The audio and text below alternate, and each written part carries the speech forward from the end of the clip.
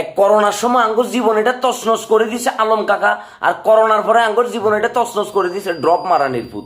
এই ড্রপ হুজুরের ড্রপের ঠেলায় সোশ্যাল মিডিয়ার ভিতরে কোনোভাবে থাকা যাইতেছে না। আইছে রে, তুই যে বললি, তুই যে এমনি করে মাইক এটা লই সামনে এমনি করে তাকাই তাকাই কথা কস, তোর সামনে এখন কন আছে তোর সামনে ভাইয়া? আবার তুই দেখলাম যে আরেকটা ভিডিওর ভিতরে বলতেছিস যে কি যে এই আমার অ্যাসিস্ট্যান্ট আমাকে আসি জানাইছে তুফান মুভিতে এই হয়েছে, কেজিএফ মুভিতে এই হয়েছে। এ রে মন্দির ভূত, এই তুই বলে হুজুর সাইজ, তুই মুভি এখন দেখবে টাইম পাস কখন? আর তোর কোনায় অ্যাসিস্ট্যান্ট, হ্যাঁ স্যাপ চলে না দুধ রসুন মারো কেন? হেই তুই যে টুপি কোত্তা মোত্তা লাগাই মনে কর যে মাইক একটা হাতে লই কানের বেটে ইয়ারফোন ফুটাই, তুই যে এনে করে কথা বলস, তোর সামনে কেউ আসেনি? তোর সামনে তো তোর ক্যামেরাম্যান ছাড়া কেউ থাকবার কথা না। তুই এত ভণ্ডামি কেন করে রে ভাইয়া? আমরা কোন ভাবটা করছি?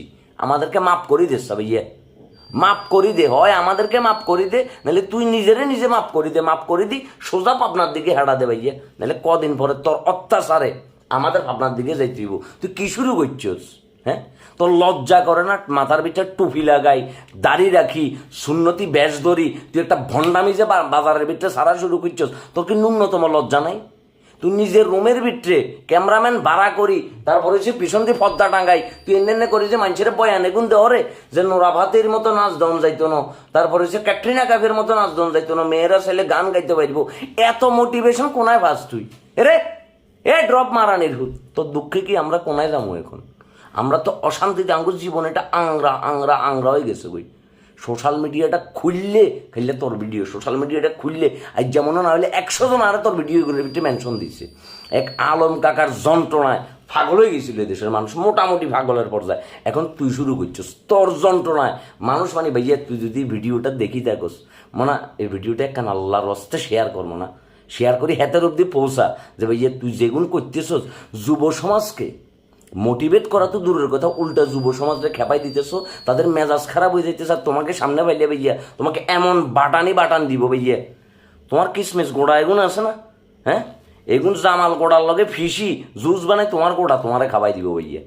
নিউজ দেখো না, এক বেডি যে গিয়ে আরেকজন সুবারি গোড়া কাটিয়ে এলেছে জামাইর, তোমারে পাইলে একে করবো ভাইয়া। তুমি কনফার্ম থাকো, কারণ ফোলা বাইন তোমারে পছন্দ করা তো দূরের কথা, তোমার উপরে তাদের এত তিক্ত বিরক্ত আছে, হ্যাঁ তাদের মন মেজাজ এত খারাপ হয়েছে যেটা বলবার মতো না ভাইয়া। তুই এ ভণ্ডামি এগুন ছাড়।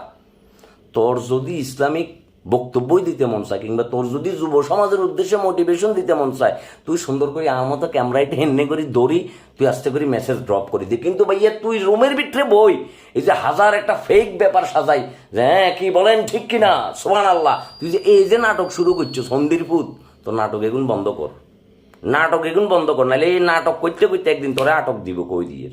সেদিন কিন্তু কাকা বাসন নাই, ডুমুর হাতা দি পশ্চাৎ দেশের ভিতরে ডাইরেক্ট ডলি মনে করে যে ঘষি এগুন সমান করিয়ে লাগবো কেন কই দিয়ে।